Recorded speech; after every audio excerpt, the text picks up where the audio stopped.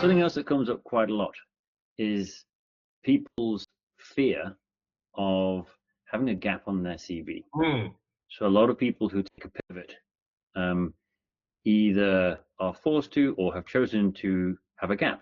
Yeah. Quite common. There was a burnout event, and there is I'm going to go sit on a beach for a period of time and just remember who I actually am, and then come back.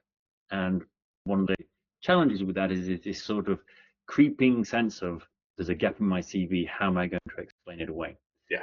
And one of the people on the current cohort has got quite an extended period. They've been a carer for a close relative, so it's coming up to a couple of years now. So what would you say? How would you help someone deal with a gap in their CV? If you're still in your gap period right now, find something that you can use to fill the gap that is even remotely related to climate. And that could be, and again, circumstances are varied. This individual in particular, if they're listening, they may still be in that caretaker role. I know intimately how that caretaker role can consume a person. So I want to be balanced in my recommendation because it may not fit all humans in all circumstances. But if you're still in your gap period, fill that gap as best you can with something as closely related to the climate work you think you might be doing.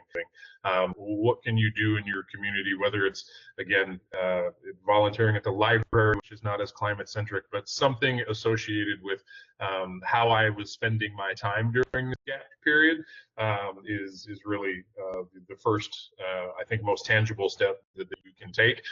We talked earlier about fellowships and cohorts and training. That's another really good use of time if you have the resources and the ability to engage. That's another way to fill the gap. Generally speaking, about now, I'm in an interview scenario and I need to explain the gap. I hope that most of my peers and most hiring organizations will have a lot more grace to gap periods than perhaps what we did, generally speaking, 5 or 10 years ago, because the global economic conditions since the year 2020 have been very interesting, and there's been tens of thousands of folks laid off just this year alone, let alone the last several years in some. So I think that having a bit of confidence and being able to confidently state what you were involved in, and hopefully, and not holding as much fear or apprehension about that is key as well. But filling the gap as best you can with something as relevant as possible is another tactic. Yeah, I think I see that this side of the pond as well.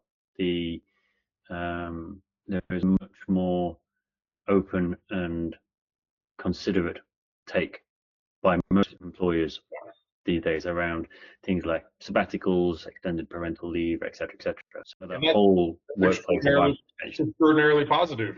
We've as a society broadly, as a species, we finally kind of understood the importance of mental health and really are doing something to prioritize it, or at least recognize it much more so than we did before.